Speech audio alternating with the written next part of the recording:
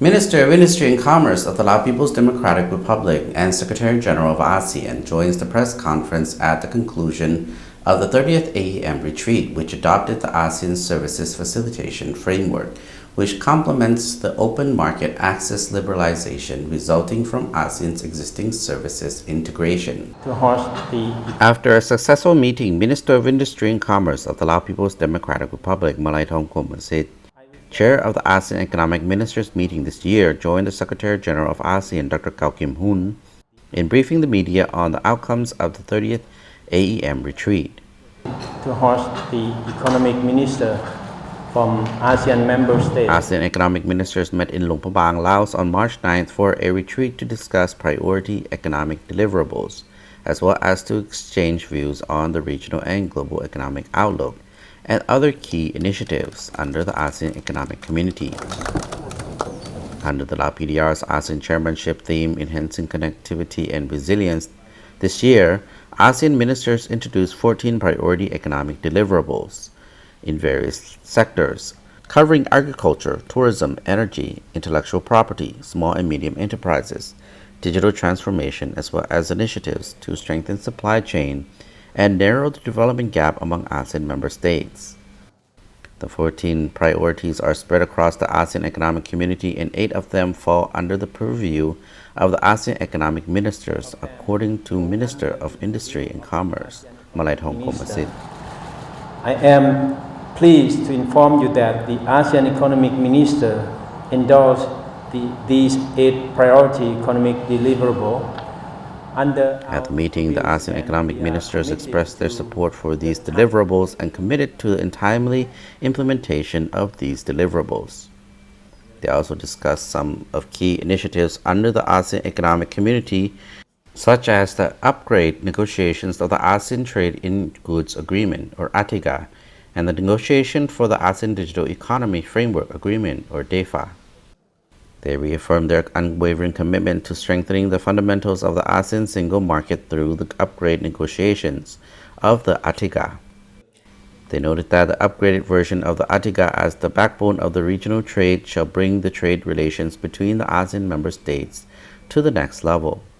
The ministers emphasized the need for the upgraded ATIGA to facilitate and promote sustainable development, and reaffirmed their commitment to the conclusion of most of the chapters in the ATIGA upgrade negotiations within this year. They welcomed the progress in DEFA negotiations that would eventually build ASEAN as the region-wide digital economy, a new driver for economic growth and social advancement. We are excited to see that the negotiators have placed up their work, and the second meetings of the negotiating committee just concluded a few days ago in Vientiane. We are excited to see that the negotiators have paced up their work, and the second meeting of the new negotiating committee just concluded a few days ago in Vientiane. I am confident that the DEFA will provide the necessary trust for ASEAN's digital transformation, said Minister Malaithong Komasit.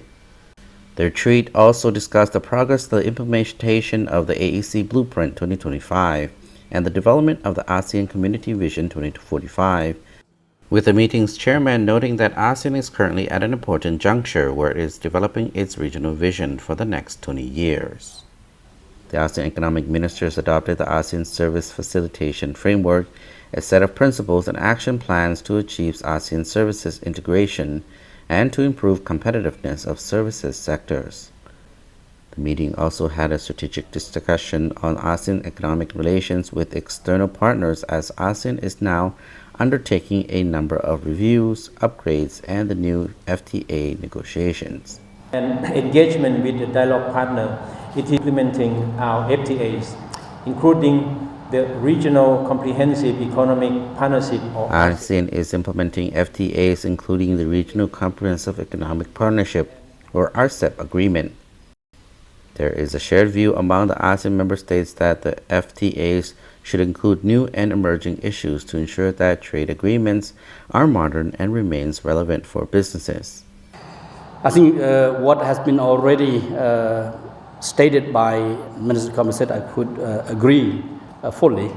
I just want to add a few more points. The meeting also adopted the ASEAN Services Facilitation Framework, which complements the open market access liberalization resulting from ASEAN's existing services integration.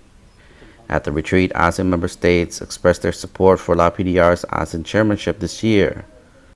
The ministers exchanged views on the regional and global economic situation, discussed the progress of some key initiatives under the ASEAN Economic Community in the areas of digital transformation, sustainability, and supply chain resiliency.